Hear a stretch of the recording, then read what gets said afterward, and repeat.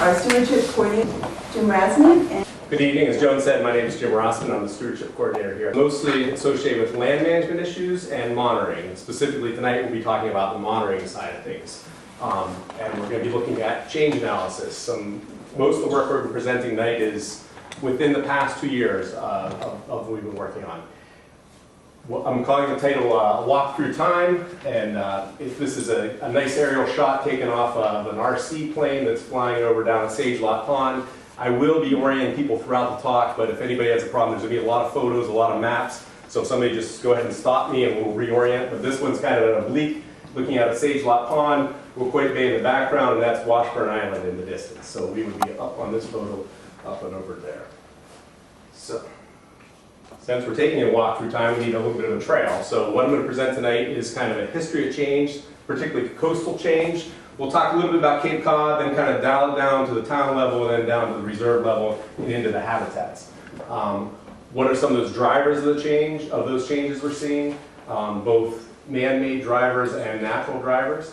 How maps are made, that seems kind of basic, but that's a lot of what we're talking about, is how to make maps and then comparing maps over time to detect change.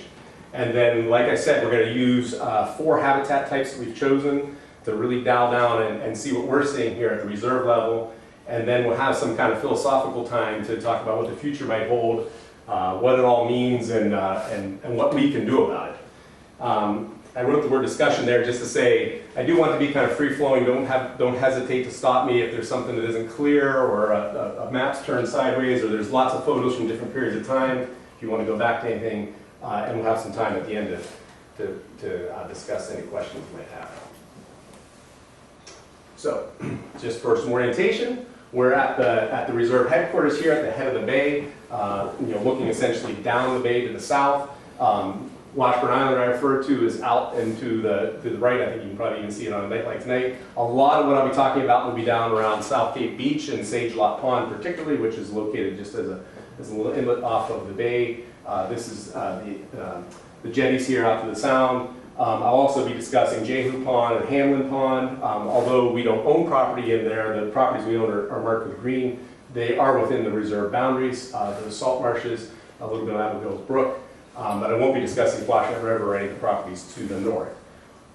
Now we're kind of looking just at the bay proper here, and what I want to do with this slide is put some of the natural landscapes, habitat types on there, so you can get a feel how they relate, how they're associated with each other on the land. Everything with the white you can pretty much count as developed land. I mean, it's people's yards, it's streets. It's still, in many cases, it might look forested from the air, but it's essentially developed.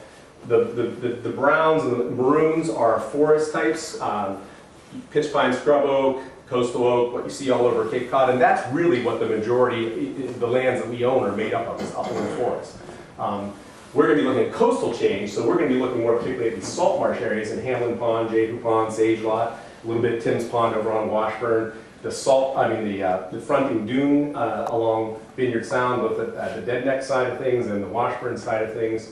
So we're really going to be at this habitat level when we get to that part of the talk. So we're going to talk about change on Cape Cod. We got to start a long time ago, really about 12,000 years ago. I mean, there's been change going on a long time, but this is kind of where most people will start at when they're talking about the development of Cape Cod landforms. There were, if people were around, there would have been maps back then. In this case, we're looking at a map from essentially, if you want to think of it as a map from 12,000 years ago, it's really a bathymetry, it's really an underwater map. But if you lower, at that point in time, sea level rise by sea level by 300 to 400 feet, you'd really be looking at the landform of, would have been called Cape Cod then, but what would have been George's Bank would all have been open, those type of habitat types. Coastal forest, salt marshes, freshwater marshes, those types of things. So that's a lot of change, obviously, in 12,000 years. So I'm kind of setting the stage here to say that this isn't something new by any means.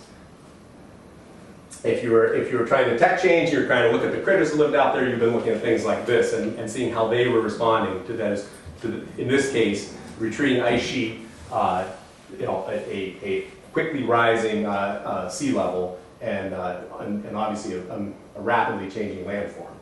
And 12,000 years ago, there were people out on that landscape that were observing these changes. In this case, they weren't trying to mitigate for those changes, but they were actively adapting to those changes, and that was just part of life for the last 10,000 years. And so this is a Waquoit up in Plymouth now, but that could have been a Waquoit out on George's Bay at that time. So now we move quite a bit forward here.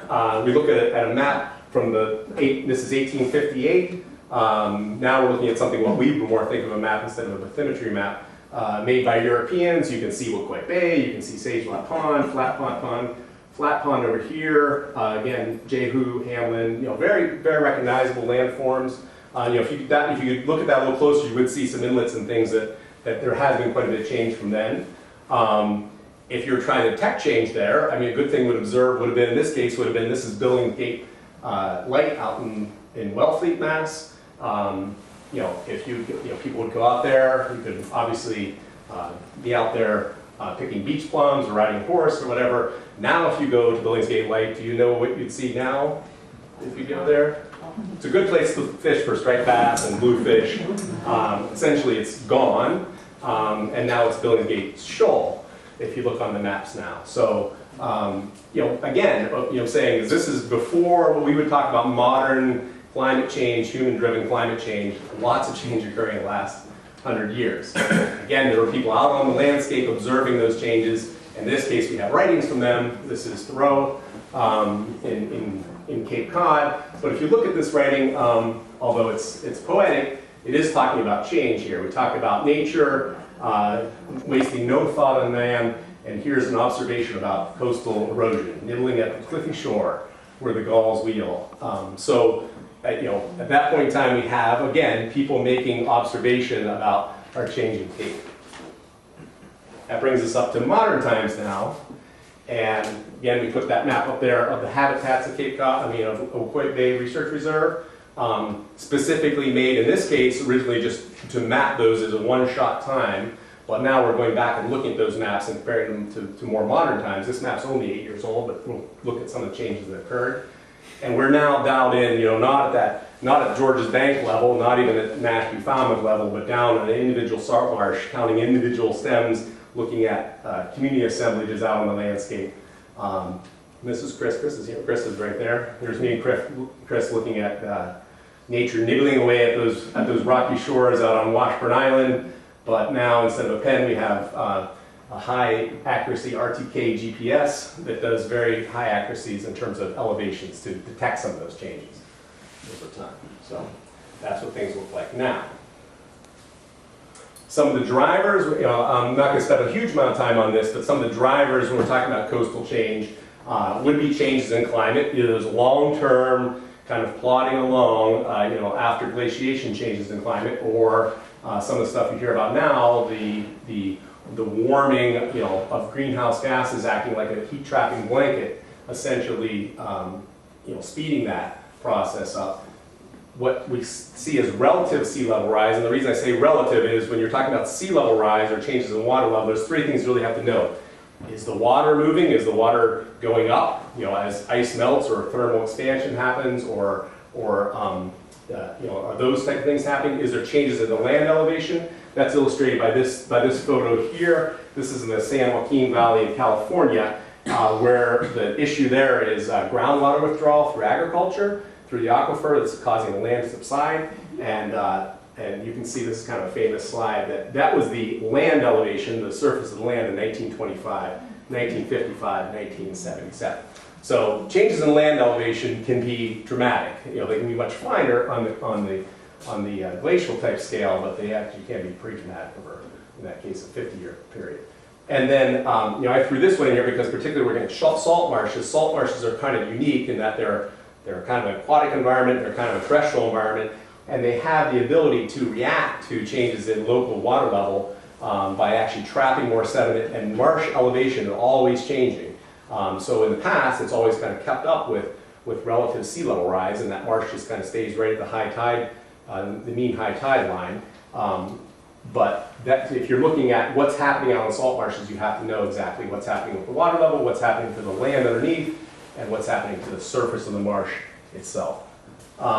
Another driver change is storms. I mean, it's a kind of a nice night to talk about coastal change on a night like tonight. but in terms of storm frequency change, storm duration, storm intensity. And then you've seen lots of news in the news about coastal change that's driven by human engineering, either by draining wetlands and marshes, which is pretty much the case in all our wetlands on the Cape, jetties. This is a picture down at over in Sandwich at the east end of the canal. This is much of the news now about jetties essentially trapping sand and starving sand downstream, in terms of sand and downstream from the sand transport side of things. This is a huge project now, talking about moving sand from one side of the core jetty over to the other. Armoring, coastal armoring, fragmentation of either salt marshes or upland forests, and then infrastructure, putting infrastructure in vulnerable places. Many things we're worried about coastal change now. It isn't the change we're worried about, it's what that change is threatening, because we now have infrastructure that can't adapt, that can't move off, like we talk about Native Americans doing. And so it's really the infrastructure that's important.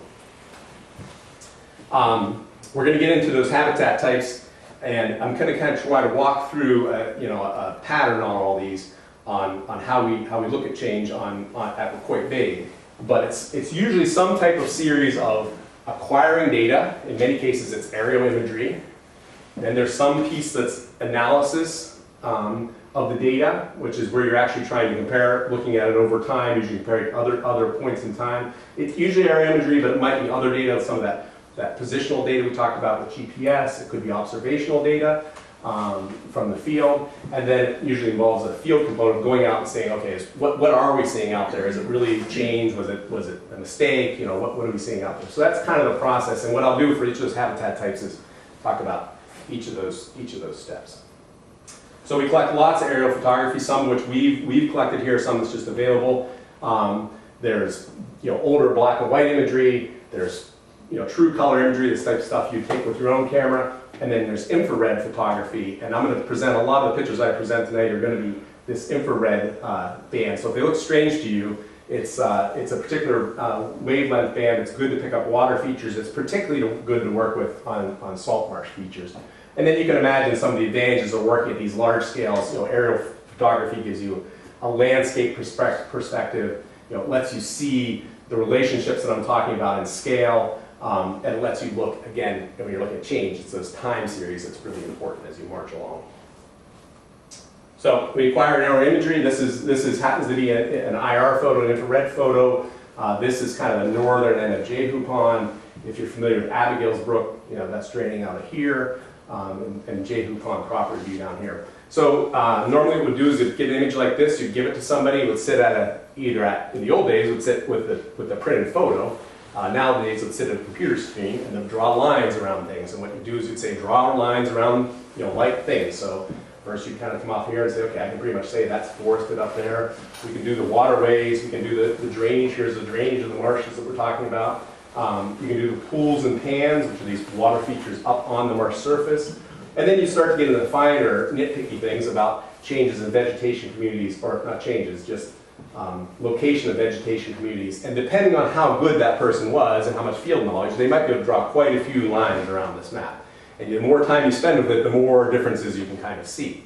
And you can produce a very good map with that, except it takes a lot of time and it's usually not repeatable, meaning you gave that photo back to that person again a few months later and they give you a different map back, if that makes sense. And that becomes important later on when we're talking about change. So they produce a product like this, and this is a heads-up digitized map of Sage Lot Pond. Again, Waquoit Bay's over there, and it's the habitat types. It's where those pools and pans are. It's those creek drainages. It's the Sage Lot Pond itself, and then some of the vegetation communities. And it's great. It's still kind of the gold standard of what we use, except it is a one shot in time, and difficult to repeat that same product.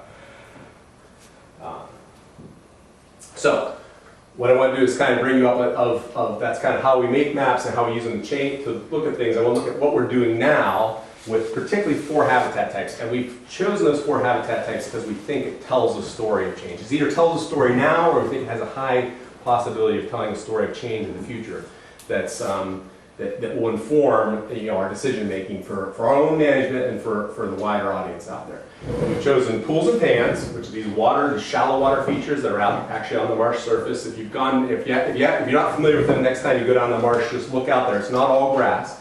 There's a lot of water up on the marsh there.